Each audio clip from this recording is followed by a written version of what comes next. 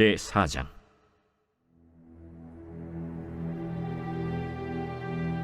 사무엘의 말이 온 이스라엘에 전파되니라.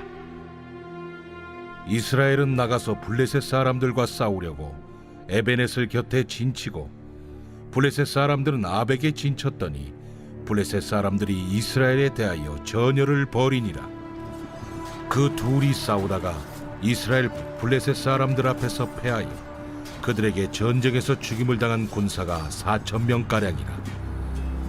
백성이 진영으로 돌아오매 이스라엘 장로들이 이르되, 여호와께서 어찌하여 우리에게 오늘 블레셋 사람들 앞에 패하게 하셨는고, 여호와의 언약궤를 실로에서 우리에게로 가져다가 우리 중에 있게 하여 그것으로 우리를 우리 원수들의 손에서 구원하게 하자 하니 이에 백성이 실로의 사람을 보내어 그룹 사이에 계신 만군의 여호와의 언약궤를 거기서 가져왔고, 엘리의 두 아들 홈니와 비느하스는 하나님의 언약궤와 함께 거기에 있었더라.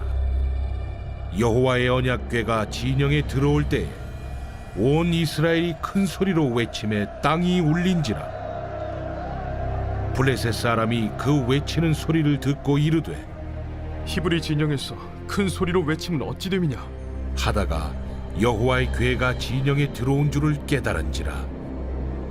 블레셋 사람이 두려워하여 이르되, 신이 진영에 이르렀도다. 우리에게 화로다. 전날에는 이런 일이 없었도다. 우리에게 화로다. 누가 우리를 이 능한 신들의 손에서 건지리요? 그들은 광야에서 여러 가지 재앙으로 애굽인을 친 신들이니라. 너희 블레셋 사람들아, 강하게 되며 대장부가 되라.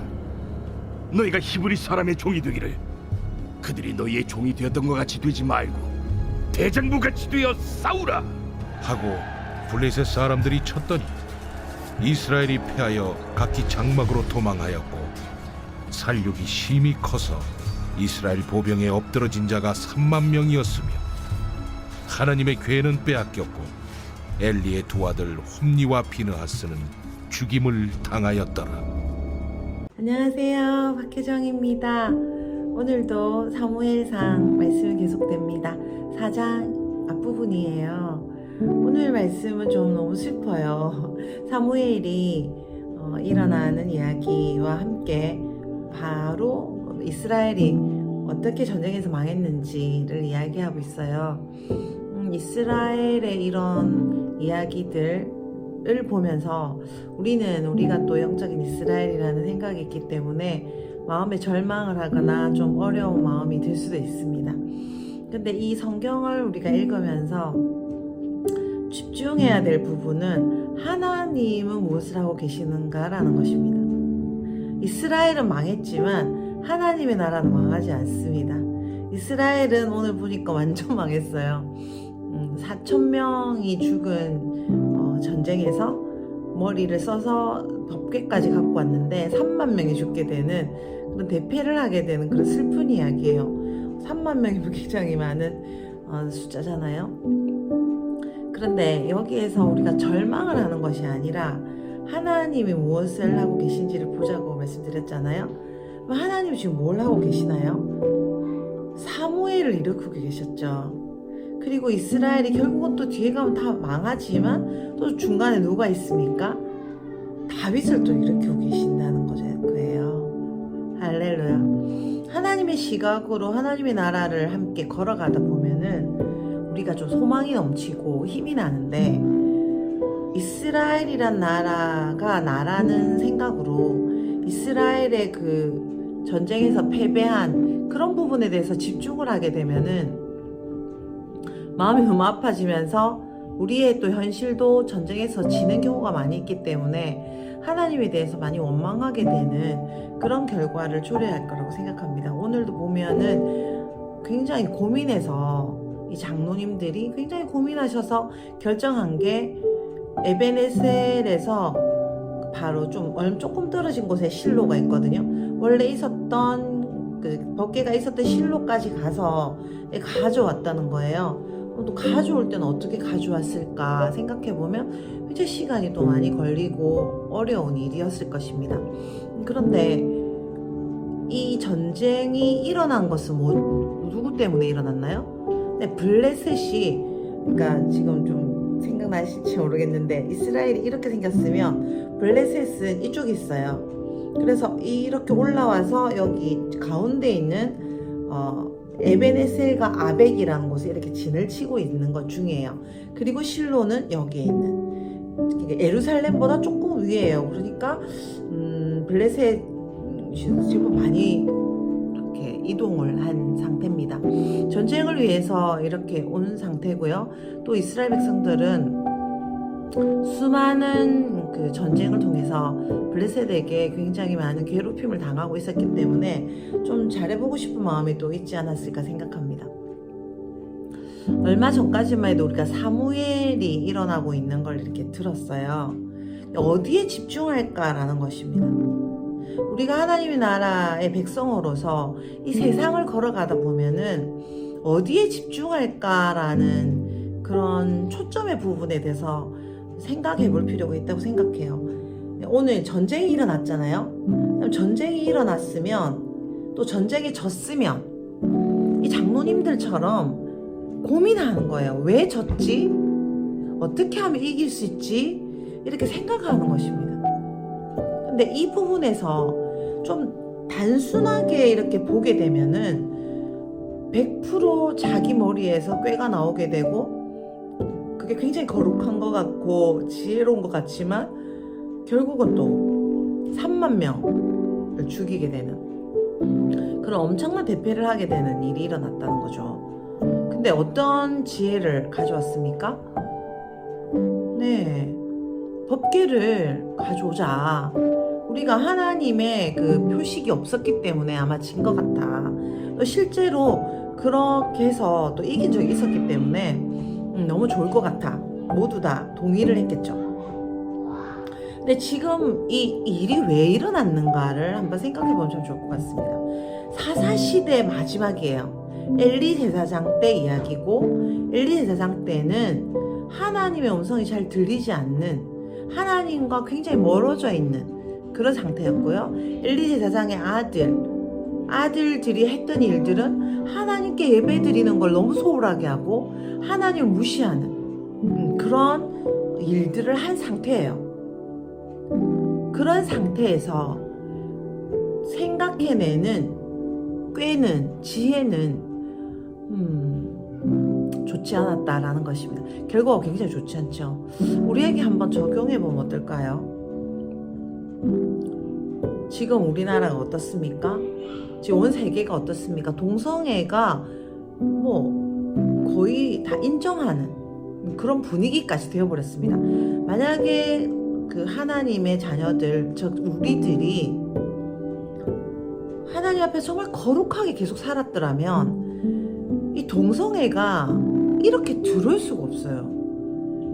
이런 생각이 아주 가까이 오기까지 이 사람들이 나쁜 사람이다, 이 동성애를 뭐 지지하는 사람이 나쁜 사람이다, 이것도 참 좋은 생각이지만 동성애가 들어오기까지 우리가 허용했던 하나님의 아닌 부분, 그 하나님의 경계선을 굉장히 많이 우리가 허용한 부분들, 거짓말이라든지 삶의 태도라든지 돈을 사랑함이라든지 현실과 타협함이라든지 하나님이 우리한테 원하시는 거를 우리가 정말 따라가면서 그 높은 차원의 은혜를 갈구한다기보다는 세상에 적응하고 세상의 성공을 우리가 누구보다 갈구했기 때문에 이 동성애가 이까지 오는데도 우리가 막을 수가 없었다는 것을 회개하는 것이 참 먼저지 않나라고 생각합니다.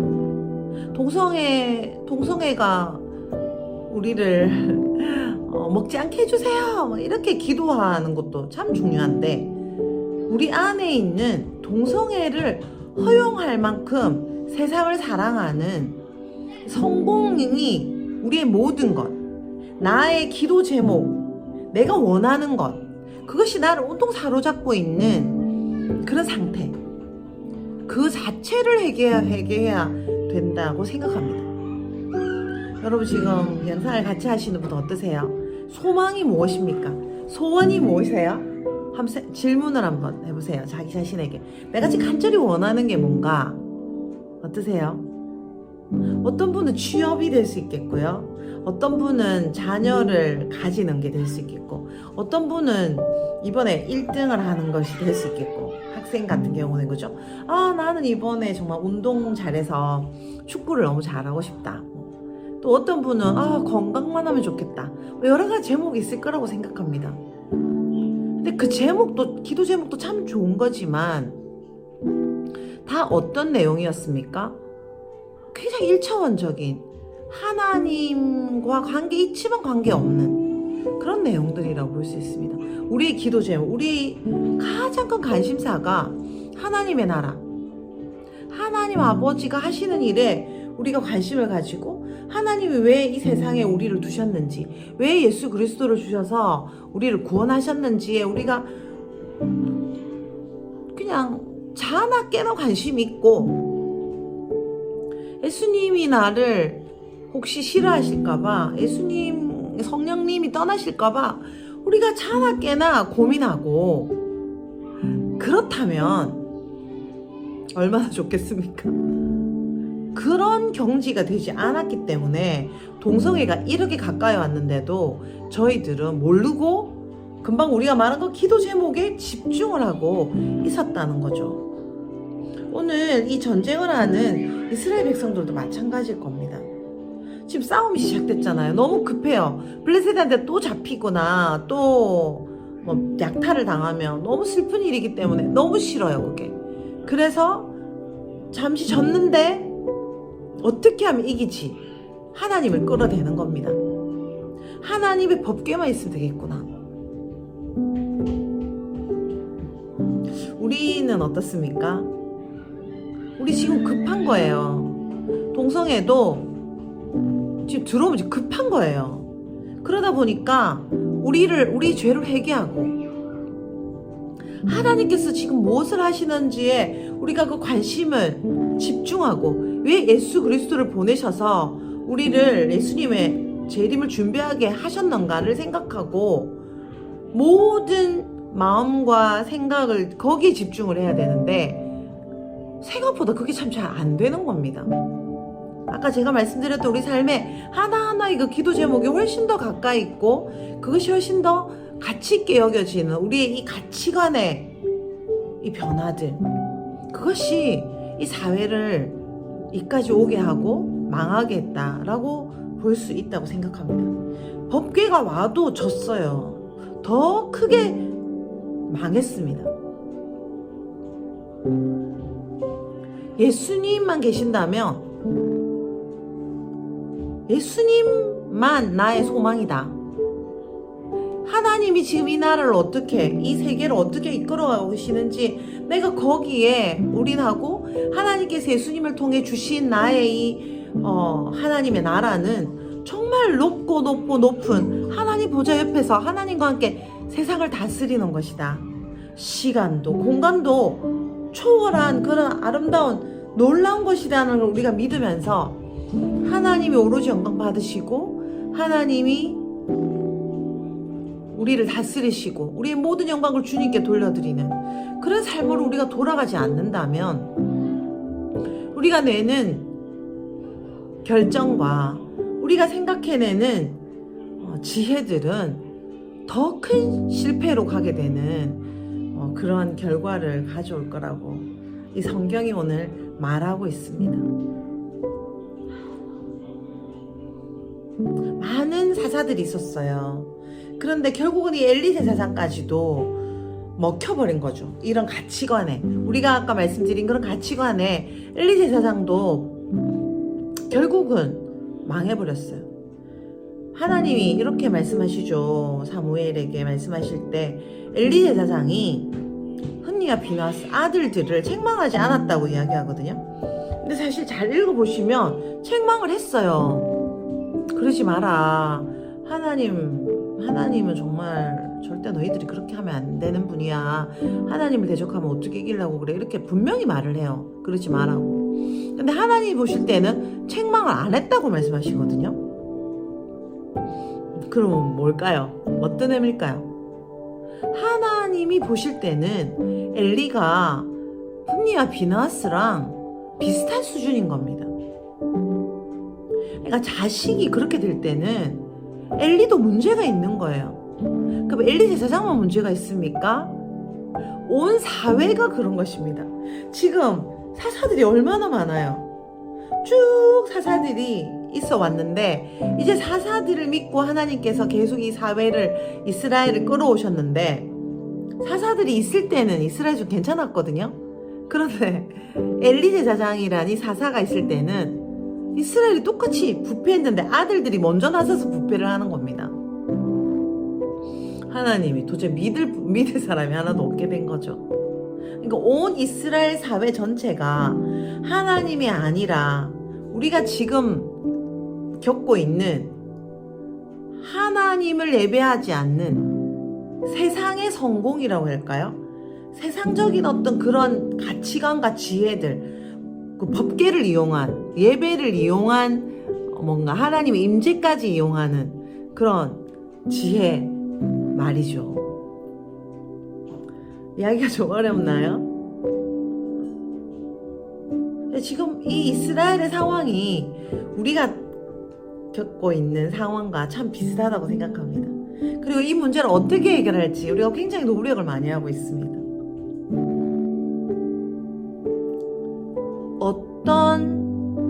어떤 방법도 먹히지 않았어요. 하나님이 작정하신 저주는 다 일어났습니다. 사장 전체를 보시면 엘리 제사장도 죽게 되고 홈리와 베나스도 죽게 되고요. 이스라엘은 법궤까지 뺏기는 수모를 당하게 됩니다. 다시 말해서 누가 수모를 당하게 되는 겁니까? 하나님 얼굴에 먹칠을 하는 그런 일까지 하게 되는 이스라엘의 현실이죠. 그런데 하나님께서는 누구를 준비하십니까? 하나님의 방법은 사무엘이었어요. 하나님의 방법은 또 다윗이었습니다.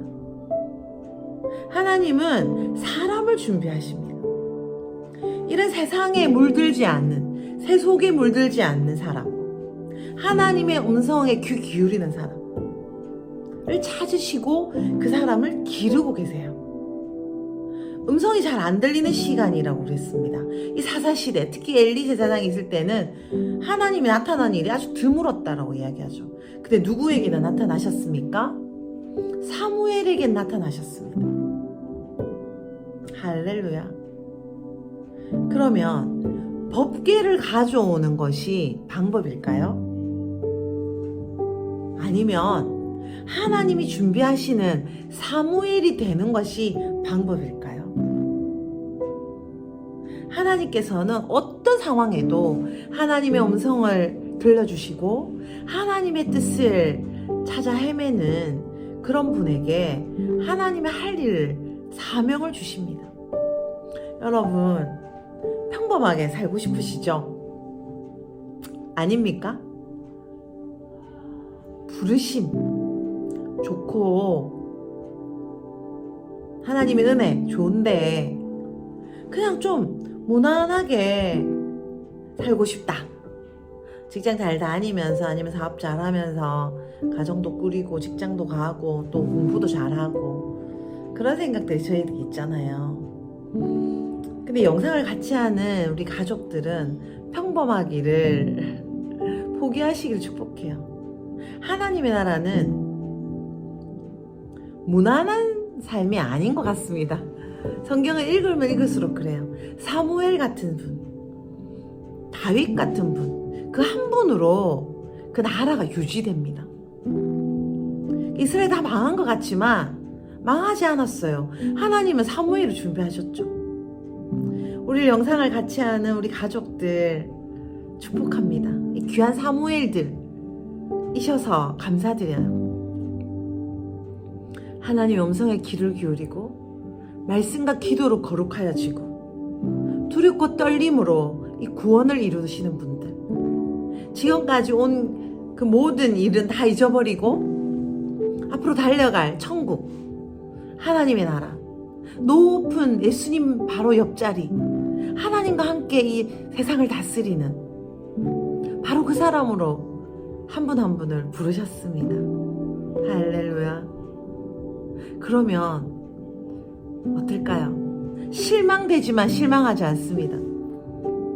이스라엘이 싸움에서 져도 사무엘은 실망하지 않았을 것 같아요.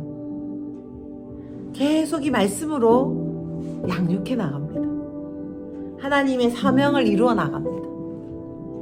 오늘 우리 사랑하는 가족들 사무엘로 부르셨음을 믿으시면서 특별하게 걸어가시길 축복해요. 옆에 누가 이렇게 하더라 그거 말고요. 성경 말씀에 바울처럼, 베드로처럼, 다윗처럼, 예수님처럼, 오늘 사무엘처럼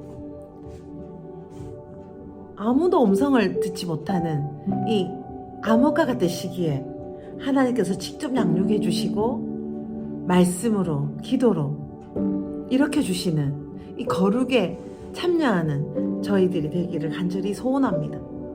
할렐루야. 갑자기 소망이 넘치시죠? 앞으로 더 세상이 어두워질 것 같습니다. 우리나라가 동성애를 좀 저지를 한다고는 하지만 우리 마음에 묻은 때가 사실 훨씬 더 큰 거예요. 기독교인 안에서도 동성애뿐 아니라 특별하게 하나님을 믿는 부분에 대해서 내가 이해할 수 없는 영역에 대해서 화가 나는 그런 믿음을 가진 분들이 많으시고요. 또 우리도 그 중에 한 사람일 수 있습니다. 내가 이해하고 싶고 내가 다 참여해야 되고 그런 교만이 우리 안에 때로 있지 않습니까? 여러분 화가 날 때 없으세요? 화가 나는 이유가 뭡니까? 하나님 때문에 화가 난다기보다는 그런 일도 있겠죠. 동성애는 안 된다 이런 화 말고요. 내가 대우받지 못하고 내가 생각할 때 옳지 않은 일을 상대방이 나한테 했다고 생각할 때 화가 나죠. 그런데 하나님의 생각, 하나님의 차원, 그 시간에도 공간에도 제약을 받지 않으시는 그 하나님의 차원으로 올라가기를 부르시는 거라는 것을 믿어야 이 세상을 살아갈 수 있을 것 같습니다.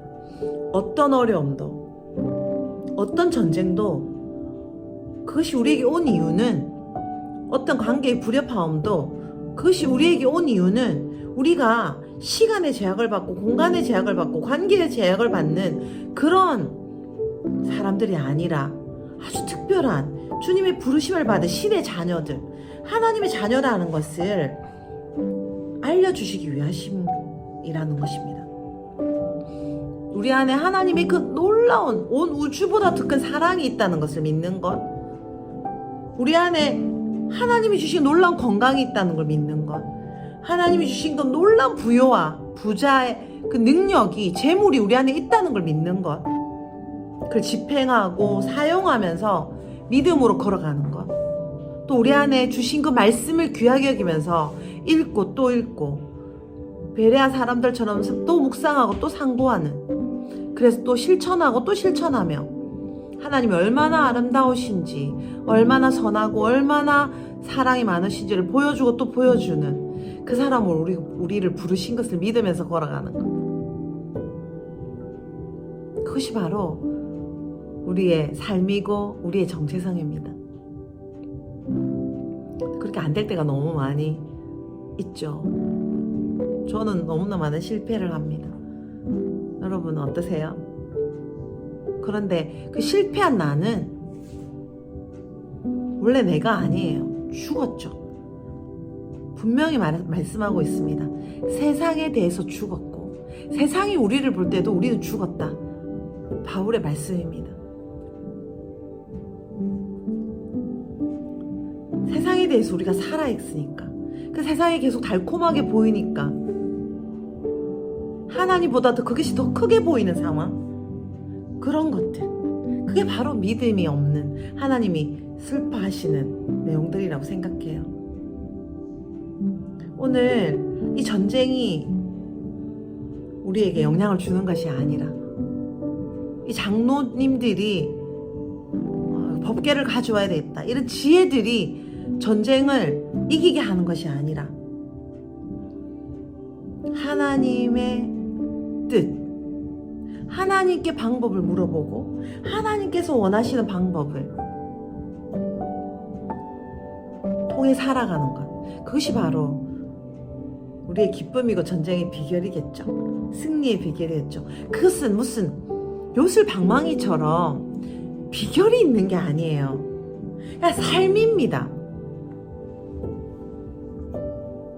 삶입니다. 삶 전체예요. 내가 오늘은 성경을 읽고 내일부터는 쉬리라 아니고 그냥 계속 하나님의 말씀과 기도로 거룩하여지는 삶이 바로 비결입니다. 또 올라가고 또 올라가고 또 올라가는 것이 바로 승리의 비결입니다. 라이프 스타일, 삶의 방식이 바로 예수 그리스도라는 것이죠.